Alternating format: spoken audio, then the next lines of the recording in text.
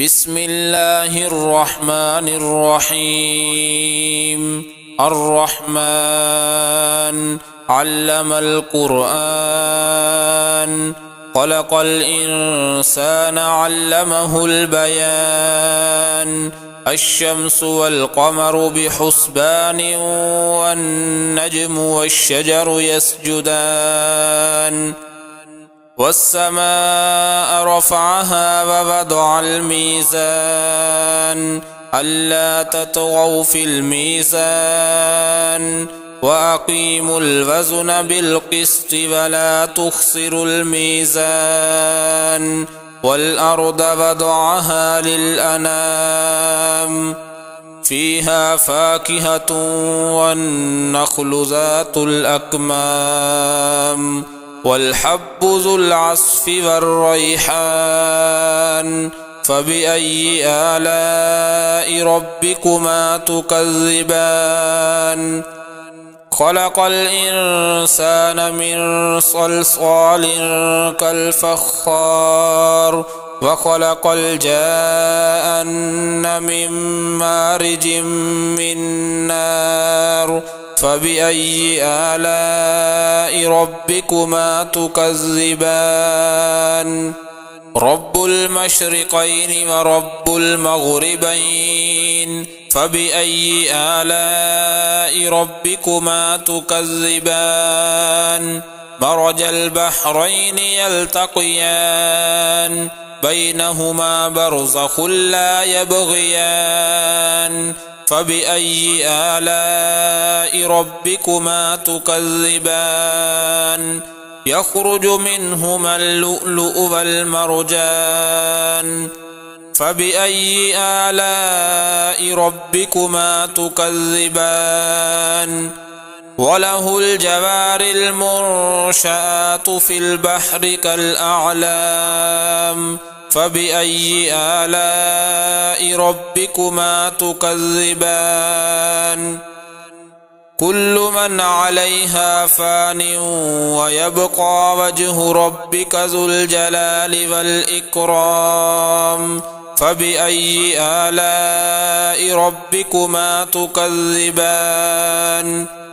يسأله من في السماوات والأرض، كل يوم هو في شأن. فبأي آلاء ربكما تكذبان؟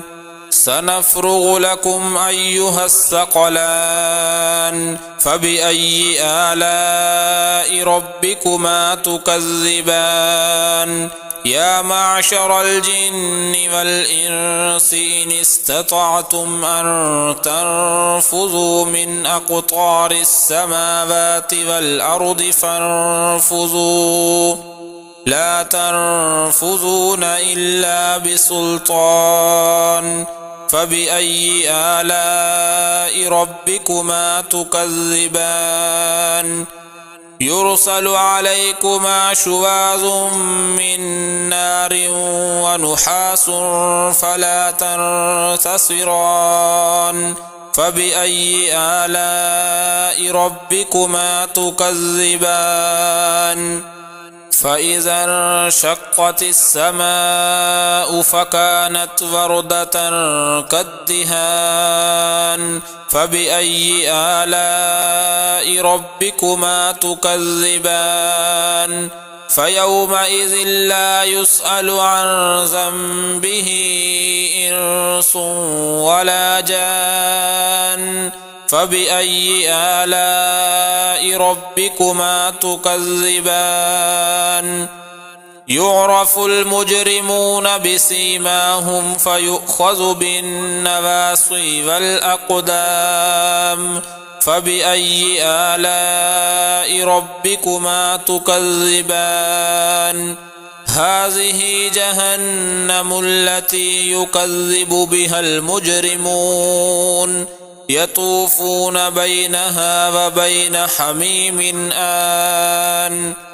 فبأي آلاء ربكما تكذبان؟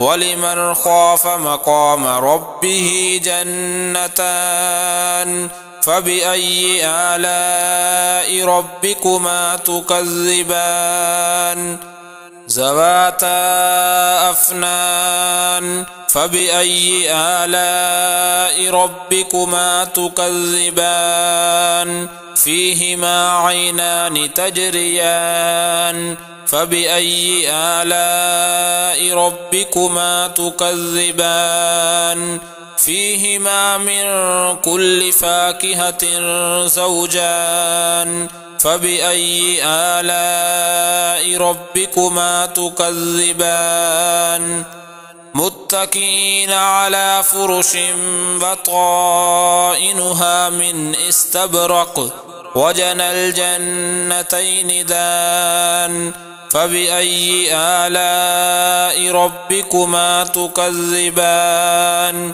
فيهن قاصرات الطرف لم يطمثهن إنس قبلهم ولا جان فبأي آلاء ربكما تكذبان كأنهن الياقوت والمرجان فبأي آلاء ربكما تكذبان هل جزاء الإحسان إلا الإحسان فبأي آلاء ربكما تكذبان ومن دونهما جنتان فبأي آلاء ربكما تكذبان مدهامتان فبأي آلاء ربكما تكذبان فيهما عينان نضاختان فبأي آلاء ربكما تكذبان فيهما فاكهة ونخل ورمان فبأي آلاء ربكما تكذبان فيهن خيرات حسان فبأي آلاء ربكما تكذبان حور مقصورات في الخيام فبأي آلاء ربكما تكذبان لم يطمثهن إنس قبلهم ولا جان فبأي آلاء ربكما تكذبان متكئين على رفرف خضر وعبقري حسان فبأي آلاء ربكما تكذبان تبارك اسم ربك ذي الجلال والإكرام